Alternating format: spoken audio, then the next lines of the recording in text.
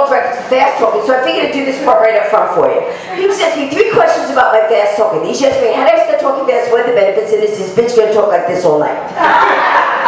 So the first things first, I had a teacher in the 6th grade. If you can answer the questions right away, he used to call somebody, I switched to do his memorize 10 different answers, one of the answers be right. I kept talking fast speed, and the cop go, why go so fast? I'm trying to catch up with my words. But the best thing I like about my fast talking is I could chew out my husband at 603 words a minute. I can say things to him like, you dirty rotten to the last of I'm gonna raise God given that, you'll get over when you raise size a minute. What do you have to say?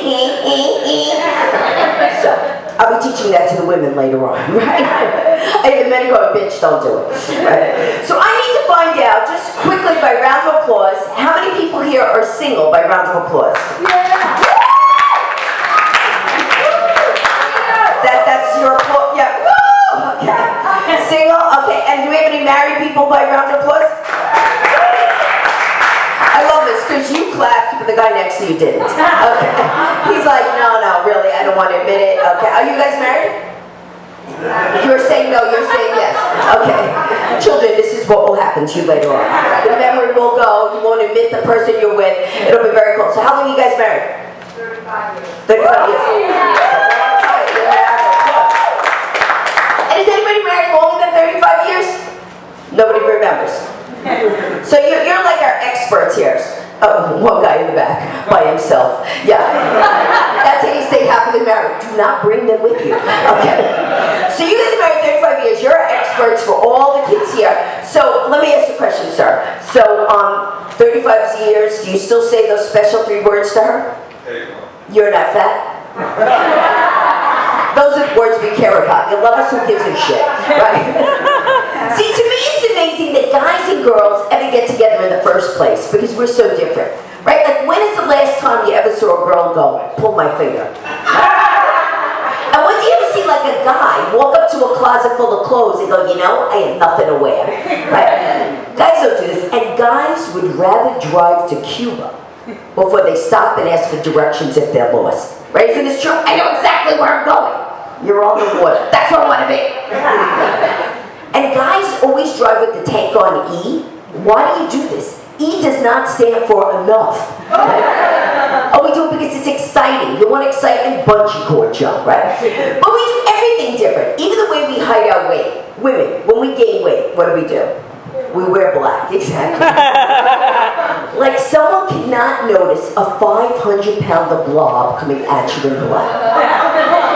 Or what could that be, the black hole? I have no idea. But what do? Guys will wear their pants higher and higher till they have like a belt mark wrapped around their necks, right? Oh, that's attractive. We want you now. But we do everything different, right? Even the way we relax together. Like I say, like when you're sitting down with the guy. Now, let me ask a question. So you guys, do both of you work? You pointed to him. He works. Well, how many guys here work? How many guys here work? Okay, 2. Okay, that's lovely. This guy's looking and asking permission if he works. He's not question. Yeah. Do I work? Yeah, I work. Okay. I wear a suit. I don't fucking work, but I wear a suit. I don't fucking work. Okay. All right. So, and how many women here work? Wow! Look at this. Okay. So now let me ask a question for the women that work. If you're living with a guy, or if you're married, or whatever the situation happens to be, let me ask you. So a guy and the girl both work, and you both come home from work. Doesn't the guy still expect us to do more, even though we both worked, right? Yeah. Now here's the difference between guys and girls. A guy, he's tired, right? If a girl's, let's say at the end of the night, you're both tired, a girl will say, honey, I'm gonna go to bed. She'll get up, she'll wash the floor, wash the dishes, feed the cat, mow the lawn. 45 minutes later, she goes to sleep.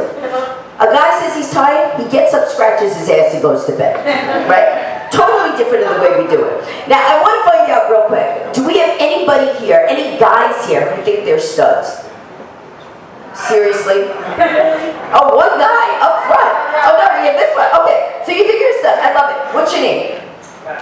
Max? Okay, you get very nervous, Max. I see you doing this. Max, I think it's great that you volunteered. And I want you to know, you raised your hand, like for your stud, and every woman in the room turned around and looked at you. Isn't that cool? Yeah, because they all looked at you and went, right? But the point is they look. Now I'm going to ask you a quick question. do you have to determine whether you're a stud? Do you have hair on your chest? You're not sure? A little bit? It comes and goes. It comes and goes. What do you mean? Like at night it goes, the hell with it, I'm not coming out today. Yeah, oh, you know what, I'm sorry, Max, I'm not quite sure what you're doing by that, so I need to put down a check. So let me just see real quick. Okay. Holy shit, Chewbacca. Okay. Well, that's good. Wow. All right. So you have hair and are you two together? Yeah, she's going no. She's going, you're embarrassing the hell out of me. And look, don't touch her like that. It does not make you together just because you're touching her body. Okay. But yeah, no, and you know, and let me ask you another quick question. Are you whispering the answers to me? Max, do you have hair on your back? You do not know? Is that something else that comes and goes?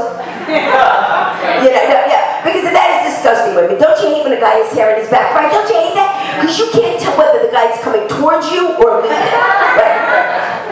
Oh, goodness. Well, I do want to say this. I had a really weird living arrangement. I actually lived in a two-family house. I lived upstairs with my mom and, mom and my son. I mean, my dad and my son. My mom lived downstairs with my sister and my sister's husband.